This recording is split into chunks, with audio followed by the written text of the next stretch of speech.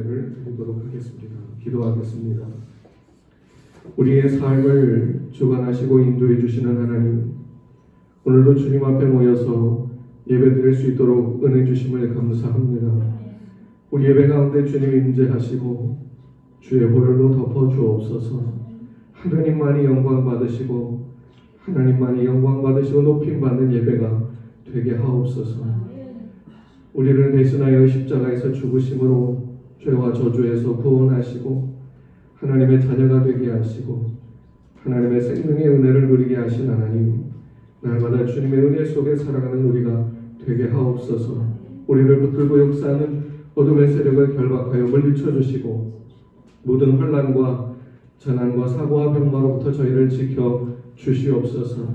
날마다 주님 안에서 평강을 누리게 하시고 형통한 삶을 살게 하옵소서. 우리 교회를 도우사 주님 안에서 부흥되는 교회가 되게 하시고 하나님이 임재하시고 은혜로 역사하시는 교회가 되게 하옵소서. 우리의 모든 문제들이 주님 안에서 해결되어지게 하시고 날마다 하나님의 인도하심 속에서 주님과 동행하는 우리가 되게 하옵소서. 이 예배 가운데도 주님이 임재하여 주셔서 은혜를 베푸시고 우리에게 말씀하시고 함께하여 주시옵소서. 모든 말씀 우리 주 예수 그리스도의 이름으로 기도하옵나이다. 아멘. 전능하사 천지를 만드신 하나님 아버지를 내가 믿사오며 그 외아들 우리 주 예수 그리스도를 믿사오니 이는 성령으로 잉태하사 동정녀 마리아에게 나시고 본디오 빌라도에게 고난을 받으사 십자가에 못 박혀 죽으시고 장사한 지 사흘 만에 죽은 자 가운데서 다시 살아나시며 하늘에 오르사 전능하신 하나님 우편에 앉아 계시다가 저리로서 산 자와 죽은 자를 심판하러 오시리라. 성령을 믿사오며 거룩한 공예와 성도가 서로 교통하는 것과 죄를 사하여 주시는 것과 몸이 다시 사는 것과 영원히 사는 것을 믿사옵나이다. 아멘. 찬송가 289장 함께 부르시겠습니다.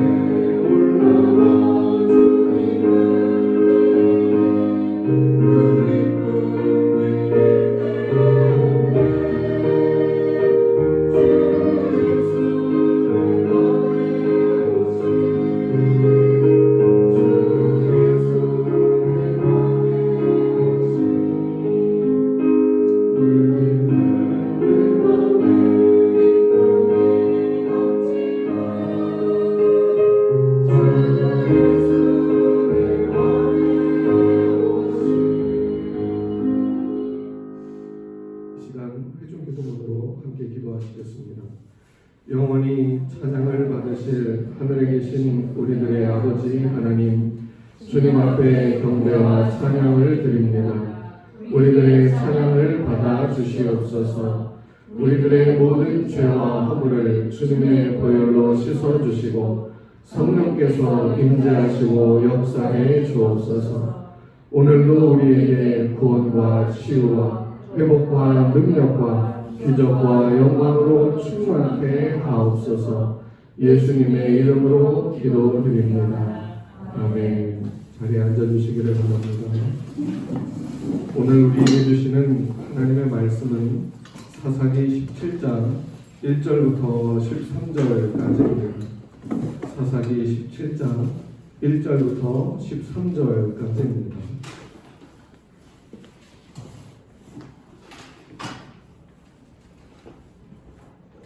에브라임 산지에 미가라 이름하는 사람이 있더니 그의 어머니에게 이르되 어머니께서 은 1,100을 잃어버리셨으므로 저주하시고 내 귀에도 말씀하셨더니 보소서 그 은이 내게 있나이다. 내가 그것을 가졌나이다 하니 그의 어머니가 이르되 내 아들이 여호와께 복받기를 원하노라 하니라.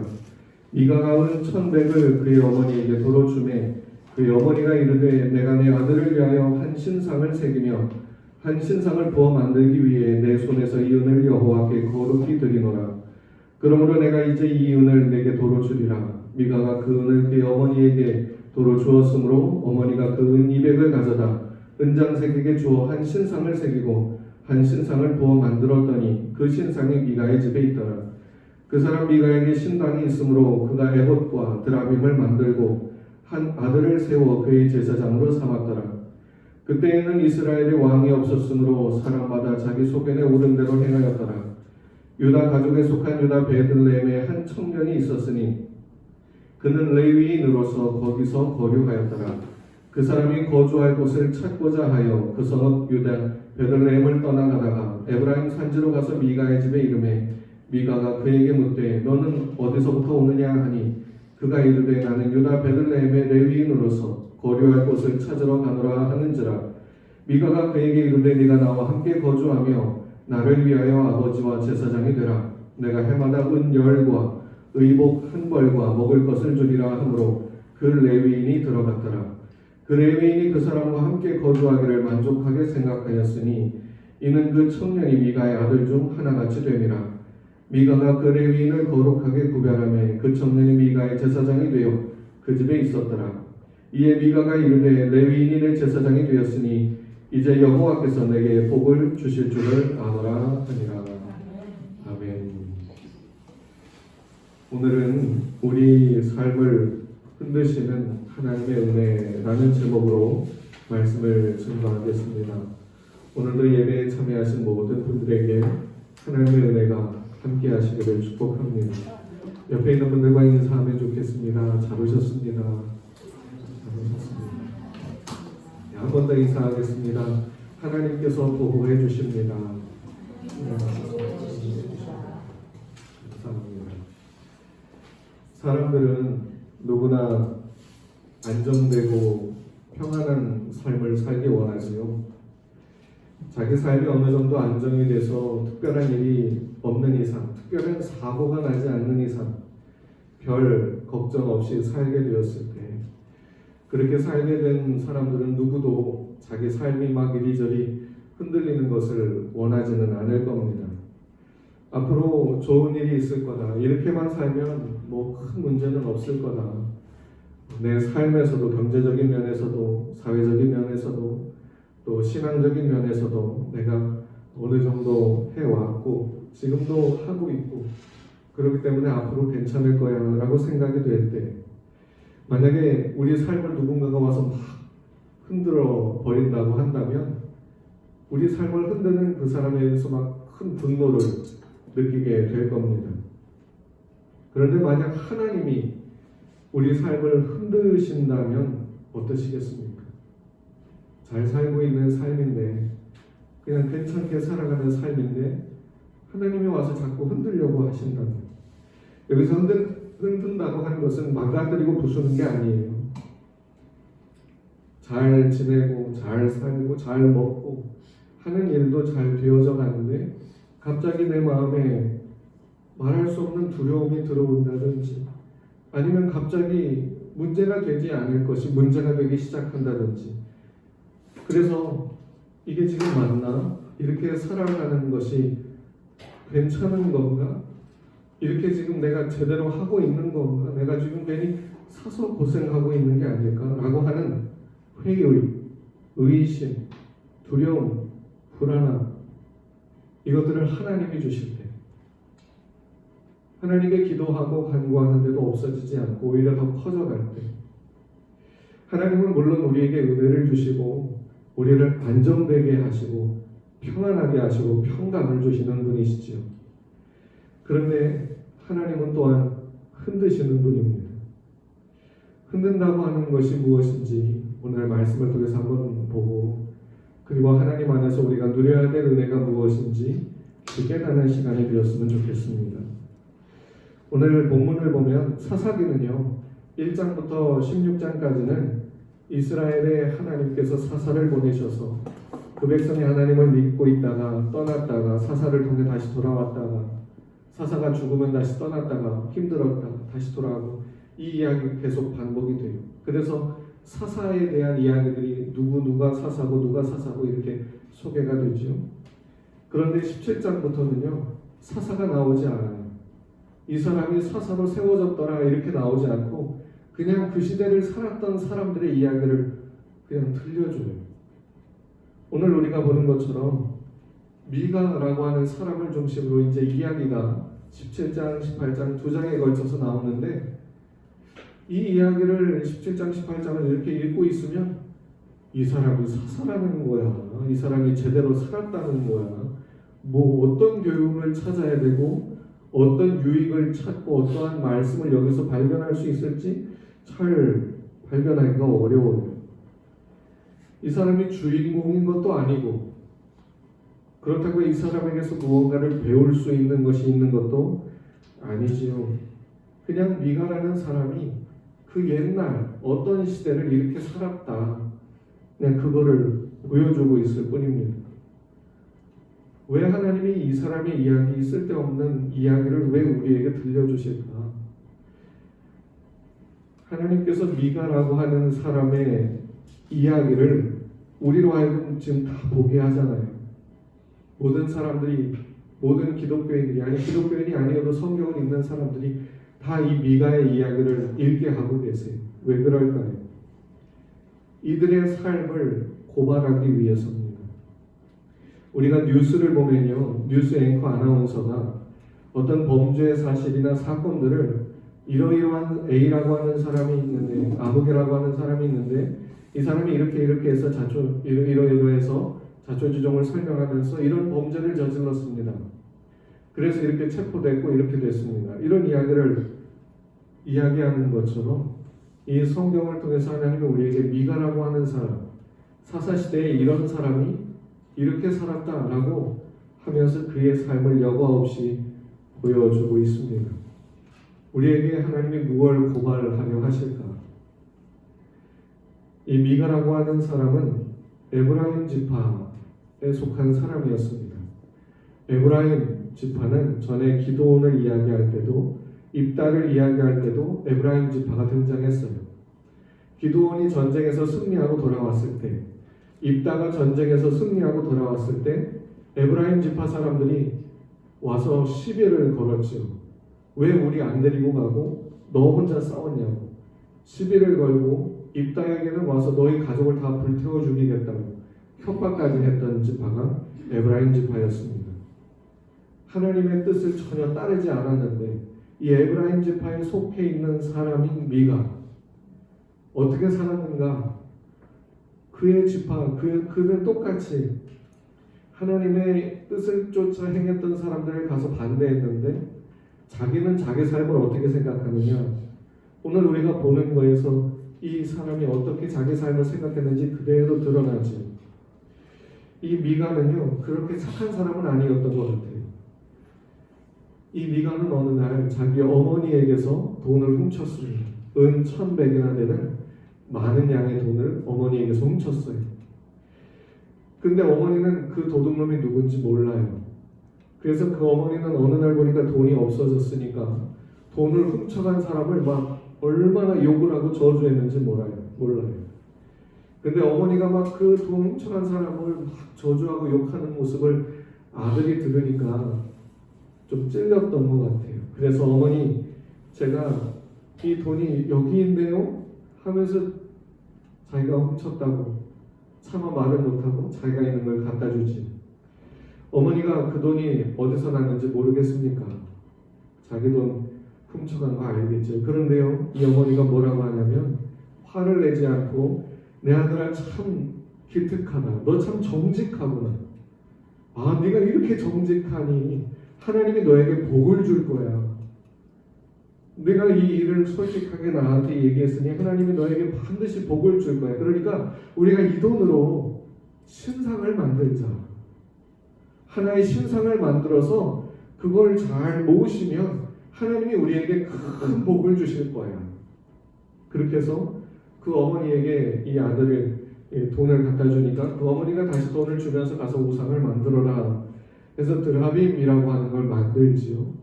거기에 더해서 이 미가가 에봇이라고 하는 것도 만들어요. 에봇은 제사장이 입는 옷이 그걸 만들어 가지고 그 신당에다가 드라빔도 놓고 제사장이 입는 에봇도 놓고 그리고는 만족하고 있어요.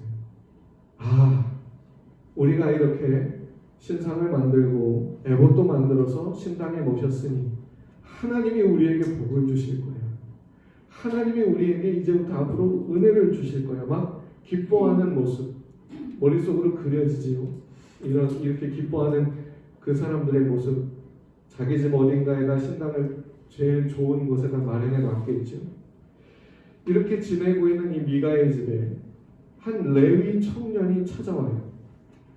이 미가가 너 누구냐? 왜 우리 집에 왔냐? 라고 물으니까 이 레위 청년, 자기 소속, 자기가 어디 사람인지를 얘기하죠. 저는요 유다 지파에 속한 레위 사람입니다. 그러니까 자기가 제사장이 된 그 집안의 사람이라고 자기를 밝힌 거지. 미가에 들은 이 청년이 자기 신분을 제사장을 지내는 그 집안 사람이라고 얘기를 하니까 이 미가가 너무 좋은 거예요. 야, 이 사람을 우리 집에 제사장으로 드리면 하나님이 더 복을 주시겠다. 괜히 내 아들들 중에 엄한 애 갖다가 제사장도 아닌데 세우는 것보다 그런 제사장 집안의 사람을 세우는 게 좋겠지 하면서 그 청년에게 야, 너 우리 집에서 제사장이 되라. 내가 너에게 먹을 것도 주고 옷도 주고 너의 필요한 거 모든 걸 줄게. 그랬더니 이 레위 청년도 원래는 성막에서 하나님을 섬기는 일을 해야 되지. 그런데 이때가 사사시대에 이들을 힘들게 만드는 외부 지파들이 있었던 때잖아요. 그러니까 이 청년도 생각했던 것 같아요. 아, 나 성막에 있다가는 굶어 죽겠다. 성막에서 여기서 지금 돈도 안 되는 일을 하다가 굶어 죽느니 차라리 돈이 되는 곳으로 좀 떠나보자 하고 나온 것 같아요. 그러다가 이 미가의 집에 갔더니 이런 제안을 하니까 얼마나 좋아요. 그러니까 이 레위 청년도 좋다고 그 제안을 받아들이고 이 미가도 이 청년이 자기 집의 제사장이 된 것에 대해서 너무 좋아합니다. 여러분이 이 모습이 머릿속에 그려지지요. 꼭 한 편의 드라마를 보는 것 같아요. 레위인도 하나님을 어떻게 섬기는지도 모르지만 자기가 받게 될 혜택이 좋아서 하나님이 내게 복을 주셨다. 이 미가도 하나님이 싫어하시는 우상을 만들어 놓고 하나님이 내게 복을 주실 거다 기뻐하고 있습니다. 이 내용들을 사사기가 이렇게 설명을 해주면서 우리에게 이 중심을 잃지 말라고 6절에서 이런 말씀을 해주지요. 그때 이스라엘에 왕이 없었으므로 사람마다 자기 소견에 오른 대로 행하였더라. 그러면서 다시 또 미가의 이야기를 들려줘. 이게 무슨 말입니까? 미가나 레위 청년이나 이 에브라임 지파 사람들 그들의 속 실상을 보여주는 거예요. 기드온에게 입다에게 그렇게 대들고 싸우려고 했던 그 사람들 봤더니 하나님의 뜻대로 살지 않고 지금 6절이 그거잖아요. 자기 마음대로 살고 있다. 그런데 그들은 어떻게 사냐면 하나님이 내게 복을 주실 거예요. 신당도 만들어 놨으니까, 제사장도 데리고 왔으니까, 에봇도 만들어 놨으니까, 내가 이렇게 이런 일들을 했으니까, 비록 어머니의 돈을 훔쳤지만 다시 돌려줬으니까 하나님이 복을 주실 거예요. 미가의 이야기는 여기서 끝나지 않아요. 18장에도 계속 되어지는데, 미가가 이렇게 기뻐하면서 즐거워하고 있는 어느 날 그 집에 한 6명의 사람들이 찾아왔어요. 누군가 봤더니 단지파 사람들이었어요. 자기 민족이지요. 단지파 사람들이 그 집에 와서, 이 미가의 집에 와서 보니까 그 집에 있는 사람들 중에 이 레위 청년이 말하는 게 달라요. 말투가 달라요. 그래서 이 집안 사람이 아닌 것 같은데 여기 왜 있을까 하면서 이 단지파 사람들이 묻습니다. 넌 누구냐? 왜 여기 있냐? 그랬더니 자기가 어떻게 해서 여기에 오게 됐는지 그 자초지종을 또 다시 쭉 설명을 하지요. 그런데 이 사람이 자기가 제사장으로 지금 이 집에서 섬기고 있다라고 하니까 이 단지파 사람들이 묻는 거예요. 야, 지금 우리가 지금 땅을, 하나님이 주신 땅을 차지해야 되는데 그 땅에는 지금 너무 힘센 사람들이 있어서 그 땅을 차지하지는 못하겠고, 좀 만만한 곳을 우리가 좀 차지하려고 우리가 지금 땅을 알아보고 있는 정탐꾼들이다. 단지파 우리 지파 사람들이 우리를 보냈다. 지금 그래서 우리가 다니면서 괜찮은 땅을 뺏으려고, 약탈하려고 한다. 우리가 가는 길이 잘 될 건지 좀 봐달라. 점을 봐달라고 하는 것 같죠.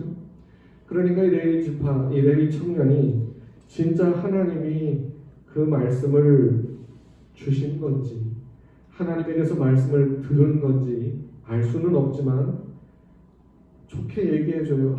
그러냐고. 하나님이 당신들의 길을 축복해 주실 거라고, 당신들이 가는 길을 아주 순적하게 인도해 주실 거라고 얘기하니까 이 사람들이 좋게 생각하면서 그 집을 다시 떠났습니다. 그러다가 갔더니 어떤 라이스라고 하는 성읍이 하나 있어요. 거기는 조그만 성읍인데 사람들이 아주 풍족하게 살아요. 가축도 많고 가지고 있는 것도 많고 그러면서 아주 평화롭게 살아요. 아, 여기다. 우리가 차지할 땅이 여기다 하고는 돌아갑니다. 자기 지파 사람들에게 돌아가서, 야, 거기에 라이스 성읍이라고 하는 데가 있는데 거기 너무 좋더라. 거기 가자. 그래서 그 사람들이 한 600명 정도 칼, 창, 방패를 들고 그곳을 빼앗으려고 갑니다. 그런데 그냥 가기 조금 그러니까 미가의 집을 들러요. 그래서 미가의 집에 들러가지고, 야, 너 제사장 이리 와. 우리랑 같이 가자. 우리랑 같이 해달라. 그리고는 그 집에 있던 드라빔도 뺐고 에봇도 다 뺏었어요. 미가가, 야, 그거 왜 가져가냐? 내 건데. 그랬더니 너 조용히 안 하면 가만두지 않을 거야. 그랬더니 미가가 아무 말도 못하고 힘이 세니까 600명이나 되는 사람들이 칼을 들고 있으니까 무서워서 그냥 돌아가지요.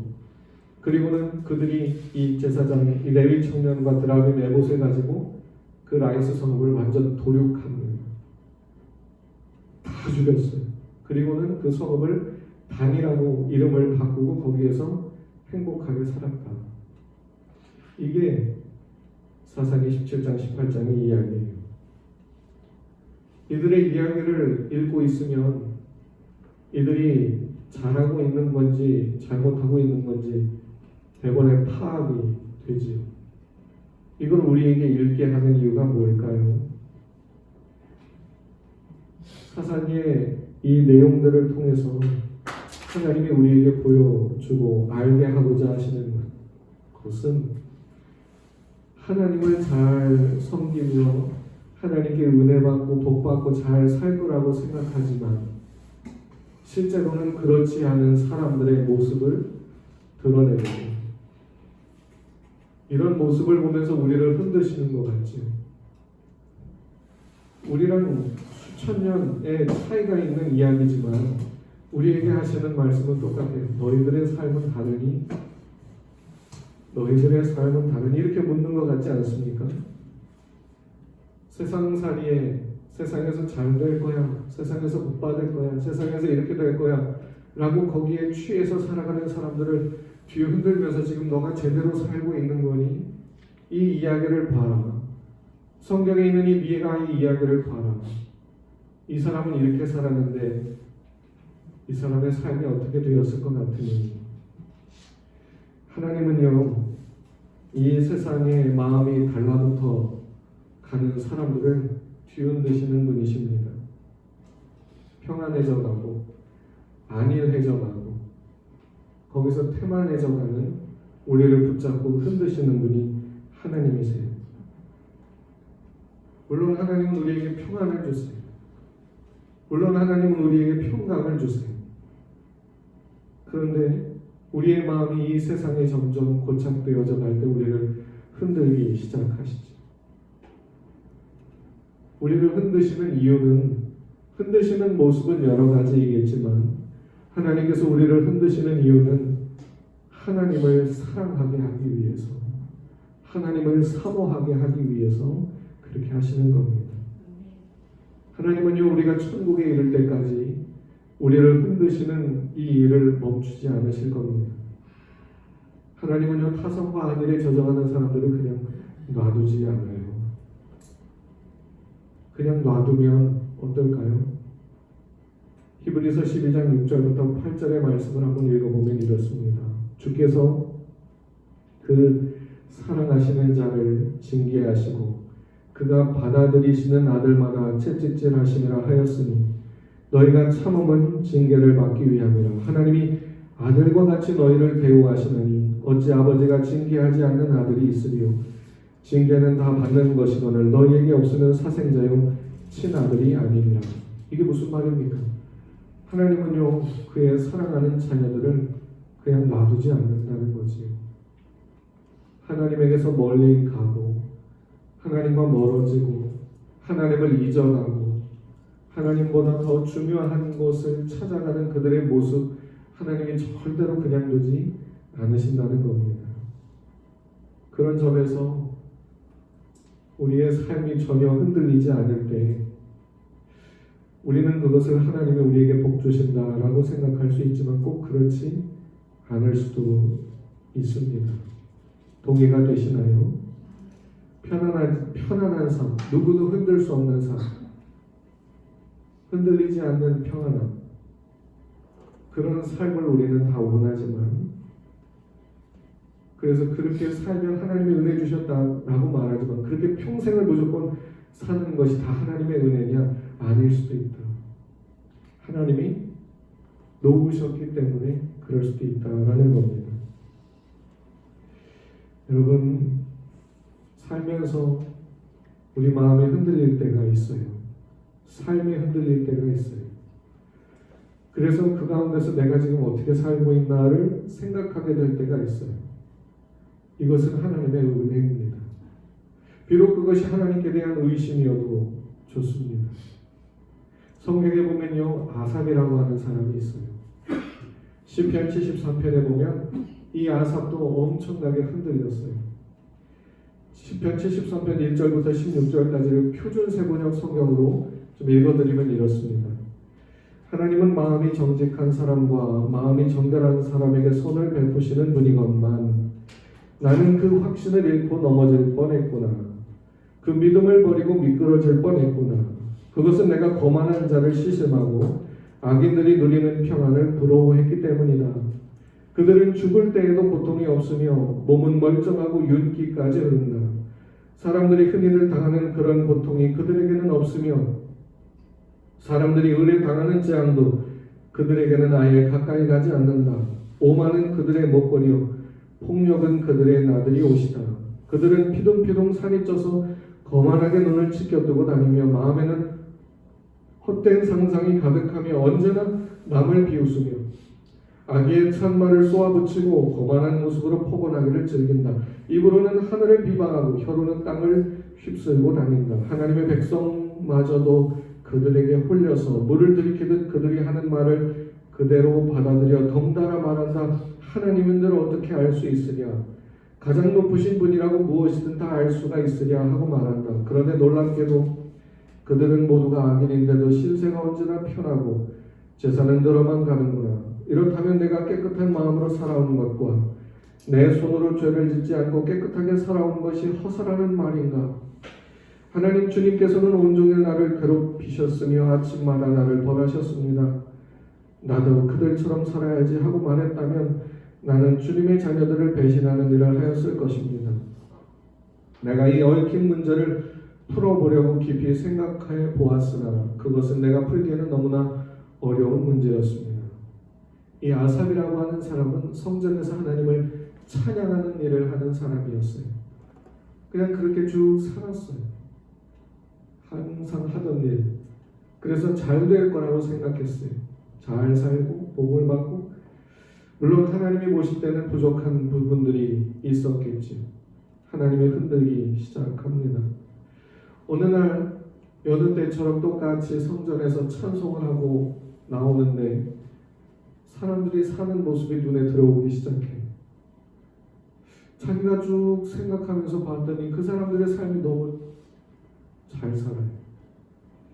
나는 하나님을 섬기겠다고 매일매일 이렇게 힘을 써가면서 돈을 들여가면서 에너지를 써가면서 수고하면서 살아가는데 얻는 것은 별것 없는데 저 사람들은 하나님을 욕하면서도 하나님을 외면하면서도 너무 잘 살아요. 하나님께 그들의 에너지도 삶도 시간도 드리지도 않는데도 너무 많은 것을 얻으며 살아가요. 죄악을 두려워하지도 않고 하나님을 무서워하지도 않는데도 너무 잘 살아요. 언젠가 벌을 받겠지. 심지어 죽을 때까지도 고통이 없이 죽어요. 죽을 때까지도 편안하게 죽어요. 그 모습을 보면서 이 아삽의 마음이 막 무너져 가기 시작합니다. 얼마나 흔들렸던지, 내가 그동안 하나님을 섬겼던 게 다 헛된 시간이었구나. 내가 하나님을 섬겼던 모든 시간이 다 헛된 시간이었구나. 그리고 아삽이 쭉 사람들을 봤더니 성전에서 하나님을 섬기던 사람들도 똑같이 세상에서 그렇게 사는 모습 보면, 야, 우리도 이렇게까지 살 거 없잖아. 하나님이 주시는 것도 없는데 저 사람들의 말이 다 틀리지 않잖아. 하나님이 뭘 아시겠어 우리에 대해서? 하나님이 우리에 대해서 관심이나 있으시겠어? 하나님이 우리에 대해서 생각이나 하시겠어? 하면서 하나님을 멀리 떠나지. 그런 모습을 보면서 이 아삽도 나도 그들의 대열에 들어갈 뻔했다라는 거지. 근데 차마 그렇게 똑같이 가지는 못하겠고 이유가 뭔지를 알아보려고 성경을 좀 찾아봤지만 모르겠다라는 거였습니다. 하나님께서 왜 아삽을 이렇게 흔드셨을까요? 세상의 유혹에 흔들렸을 수도 있지. 하나님은 왜 그 유혹에 흔들리게 하셨을까요? 하나님께서 나름 잘하고 있다 생각하는 아삽의 삶을 흔드신 이유는 그로하여도 무엇이 진짜 신앙인지, 무엇이 진짜 하나님의 은혜요 영광인지를 알려주기 위해서였습니다. 그래서 시편 73편 17절 이하를 또 읽어보면 이렇게 나와 있어요. 그러나 마침내 성소에 들어가서야 악한 자들의 종말이 어떻게 되리라는 것을 깨닫게 됐습니다. 주님께서 그들을 미끄러운 것에 세우시며 거기에서 넘어져서 멸망에 이르게 하십니다. 그들이 갑자기 놀라운 일을 당하고 공포에 떨면서 자취를 감추며 마침내 끝장을 맞이합니다. 아침이 되어서 일어나면 악몽이 다 사라져 없어지듯이 주님께서 깨어나실 때 그들은 한낱 꿈처럼 자취도 없이 사라집니다. 나의 가슴이 쓰리고 심장이 찔린 듯이 아파도 나는 우둔하여 아무것도 몰랐습니다. 나는 다만 주님 앞에 있는 한 마리 짐승이었습니다. 그러나 나는 늘 주님과 함께 있으므로 주님께서 내 오른손을 붙잡아 주십니다. 주님의 교훈으로 나를 인도해 주시고 마침내 나를 주님의 영광에 참여시켜 주실 줄 믿습니다. 내가 주님과 함께하니 하늘로 가더라도 내가 주님밖에 누가 더 있겠습니까? 땅에서라도 내가 무엇을 더 바라겠습니까? 내 몸과 마음이 다 시들어가도 하나님은 언제나 내 마음에 든든한 반석이시오. 내가 받을 목의 전부이십니다. 주님을 멀리하는 사람은 망할 것입니다. 주님 앞에서 정절을 버리는 사람은 주님께서 멸하실 것입니다. 하나님께 가까이 있는 것이 나에게 복이니 내가 주 하나님을 나의 피난처로 삼고 주님께서 이루신 모든 일을 전파하렵니다. 그의 신앙이 한참을 흔들리고 나서야 이 아삽이 무엇이 진짜인지, 무엇이 진짜 종말이며, 무엇이 진짜 인생의 끝이며, 무엇이 진짜 고난이며, 무엇이 진짜 축복이며, 무엇이 진짜 하나님의 영광인지를 알게 되었지요. 여러분, 하나님께서 우리의 삶을 흔드실 때가 있어요. 잘 살아가는 미가의 삶처럼 야, 이렇게 살면 하나님이 복 주실 거야 라고 살아가는 그의 삶, 우리에게 고발하듯 우리의 삶을 흔드실 때가 있지요. 예전에 부목사로 있을 때 신방을 한참 다녔는데 주일날 교회에 너무 안 오시는 분이 계셔서 그분을 방문했던 적이 있어요.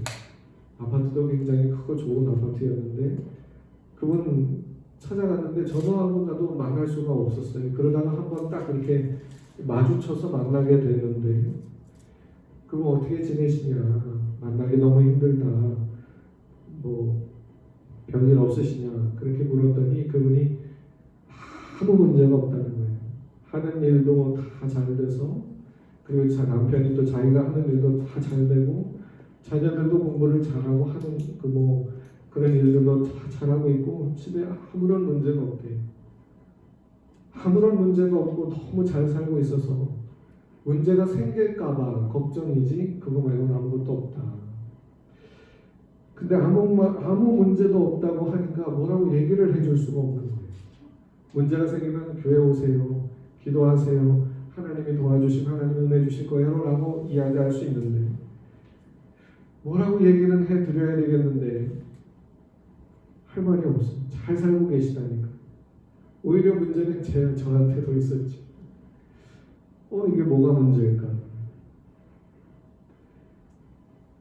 그래서 그냥 하나님께서 앞으로 문제가 없게 계속 도와주시길 기도하면서 돌아왔던 적이 있어요. 근데 찝찝한 마음을 어떻게 할 수는 없더라고요. 그러면서 생각이 드는 것은 문제가 아무것도 없는 것이 좋은 건 아닐 수도 있겠다.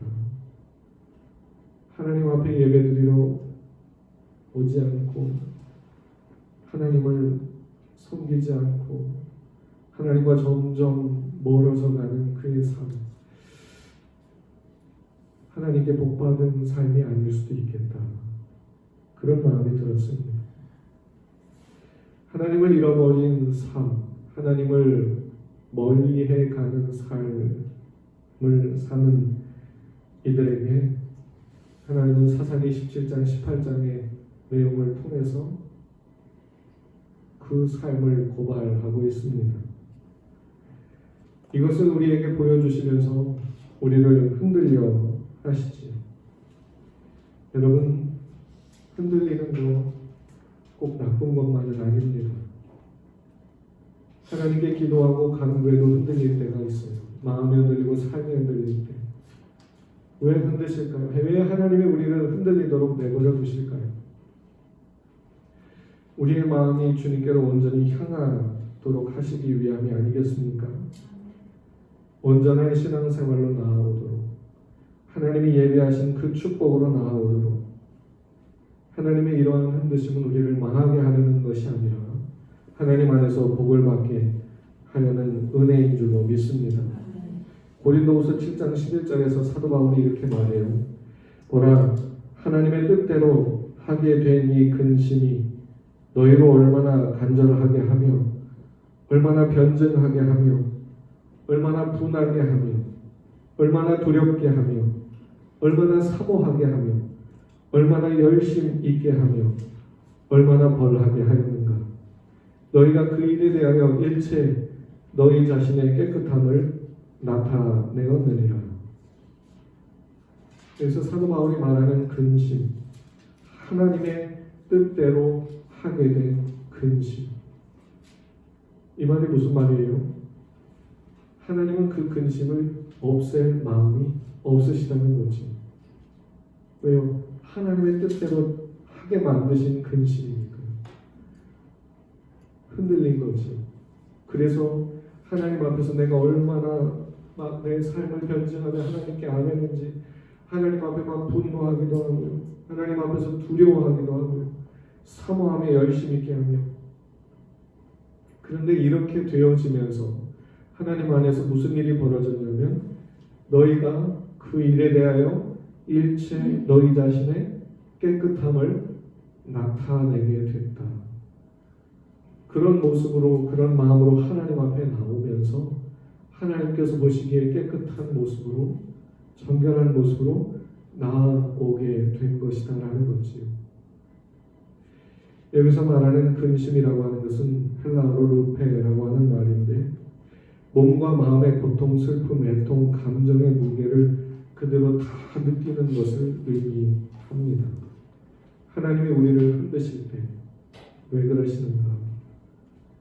이러한 마음을 갖게 되면서 하나님 앞에 깨끗한 모습으로 온전한 모습으로 나오게 하시기 위해서지요.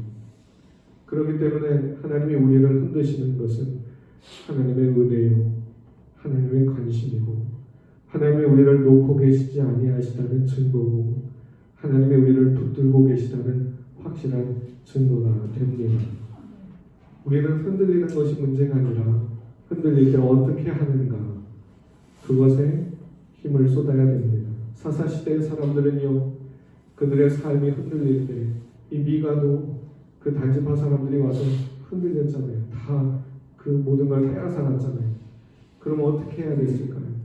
하나님께 돌아왔어야 됐겠죠. 하지만 사사시대의 사람들은 흔들릴 때 기만과 폭력을 향해 나가고 하나님과 오히려 더 멀어질 뿐이었습니다. 결국에 하나님 앞에서 더 흔들리고 무너지게 되지 않았습니까? 우리의 삶이 흔들리고 마음이 흔들릴 때마다 하나님이 나를 부르시는구나. 하나님이 내 손을 지금 붙잡고 가시는구나.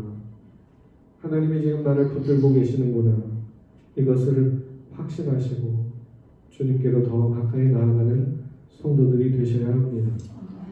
땅에 지진이 많이 나는 곳이라고 해서 건물을 크게 못 짓는 건 아니겠지. 일본을 보세요. 지진이 그렇게 많은 나라인데도 고층 건물들이 있잖아요. 잘 균형을 맞춰서 흔들리는 지진에도 같이 흔들리면서 균형을 잡아갈 때 넘어지지 않을 수 있는 것처럼 흔들릴 때마다 처음에는 우리의 고집과 아집으로 인해서 막 무너지고 부서지고 난리가 나겠지만 하나님의 말씀으로 내 마음을 바꿔가고 하나님의 말씀을 믿음으로 순종해서 나아가기 시작할 때 흔들림에 무너지고 부서지는 것이 아니라 균형을 찾아가고 하나님 안에서 더 건강한 삶으로 은혜된 삶으로 복된 삶으로 나아가게 될 줄로 믿습니다. 하나님의 말씀에 붙들려서 성령의 인도를 받아 믿음으로 매일매일 살아가는 성도들이 되시기를 바랍니다. 천국에 이를 때까지 하나님이 우리를 놓지 않으시고 우리를 붙들고 가 주실 줄로 믿습니다. 하나님께 이렇게 붙들려가는 저와 여러분들이 다 되시기를 주님의 이름으로 축복합니다. 이 시간 들은 말씀을 기억하며 다 같이 통성으로 기도하는 시간을 갖겠습니다.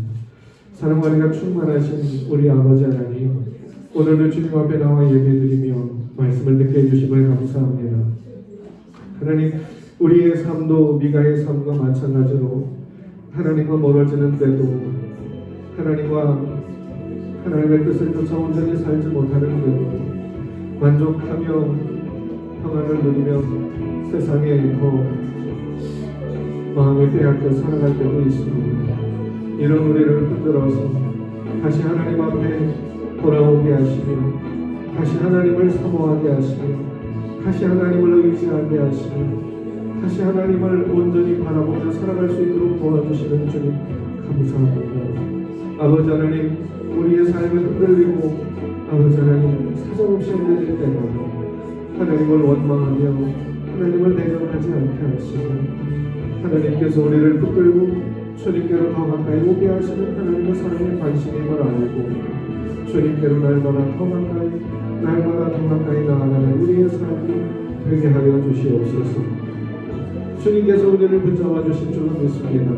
주님께서 우리를 인도해 주시는 줄로 믿습니다.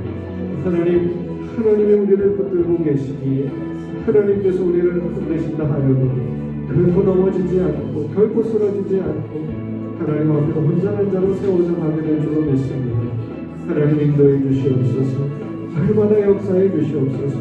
날마다 우리의 삶을 붙드시고 날마다 우리에게 은혜를 더하여 주시옵소서. 하나님께서 인도해 주실 줄로 믿습니다. 하나님께서 함께해 주실 줄로 믿습니다. 하나님께서 우리를 붙드시고 역사해 주실 줄로 믿습니다. 하나님 도와주시옵소서. 하나님 인도해 주시옵소서. 축복해 주시옵소서.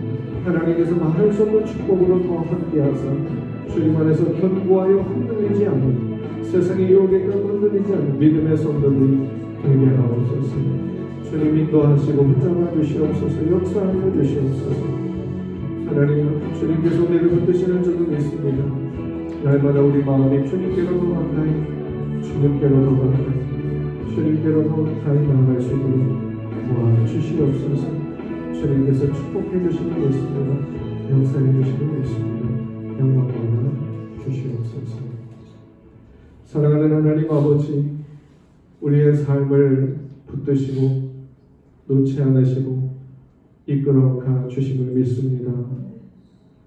하나님이 우리를 흔드실 때마다 삶이 무너지는 것 같고 마음이 무너지는 것 같고 다 끝난 것 같고 아무것도 안 될 것 같이 절망이 되어도 하나님 앞에 분노하며 소리치며 외치며 나오면서 주님 앞에서 정결케 되어지고 온전케 되어지도록 하나님의 은혜를 베풀어 주시는 줄로 믿습니다.